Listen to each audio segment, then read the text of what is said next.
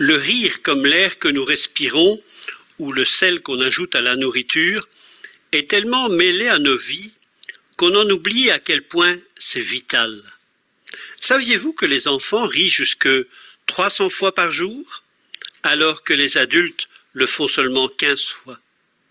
Où se sont égarés les 285 rires?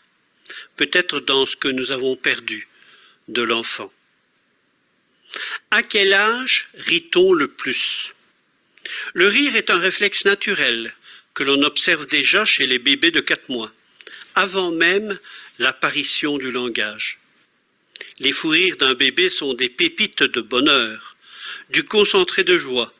On ne résiste pas au plaisir de voir des bébés qui rigolent. Cela a le don de booster notre taux d'endorphine. Mais qu'en est-il pour l'adulte? Si un enfant de 4 ans rit en moyenne jusqu'à 300 fois par jour, un quadragénaire rit autant en 10 semaines.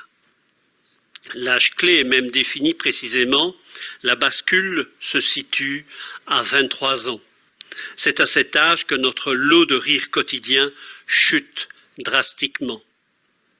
Cette traversée de désert correspondrait à la vie professionnelle, avec cette idée qu'il faut rester plus sérieux pour être plus efficace, ne pas se distraire et donner l'air professionnel.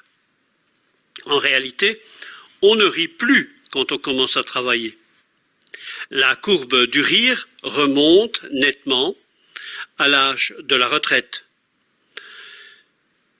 Seulement 50% déclarent rire plusieurs fois dans une journée, 30% au moins une fois et 7% déclarent ne jamais rire.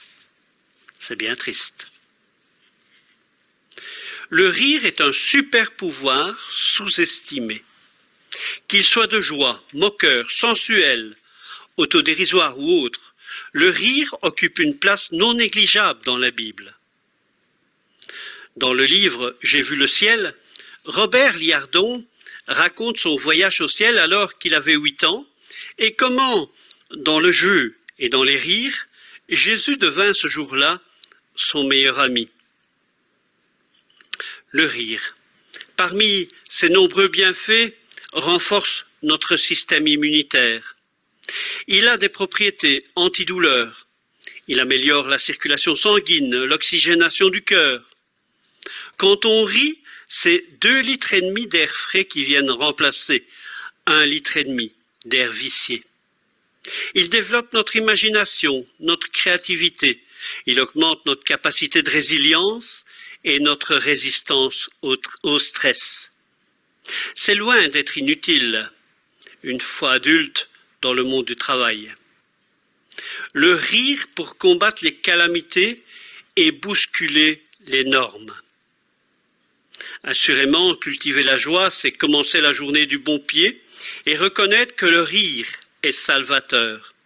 C'est l'accomplissement de la volonté du Créateur, à l'inverse de cette déclaration selon laquelle rire et faire rire ne sied guère à des chrétiens. L'huile de joie est gorgée de vitamines pour notre santé. Ses bienfaits pour nous et pour les autres sont incommensurables. Dieu l'a créée pour notre bien et pour notre plaisir, afin que nous la cultivions et la fassions prospérer dans nos vies. Vivre dans la joie au lieu de la tristesse, n'est-ce pas une préfiguration de ce que sera notre société une fois le Messie venu? Job 19, verset 25, nous lisons « Mais je sais que mon Rédempteur est vivant et qu'il se lèvera le dernier sur la terre. » N'est-ce pas de là que vient l'expression « Rira bien qui rira le dernier »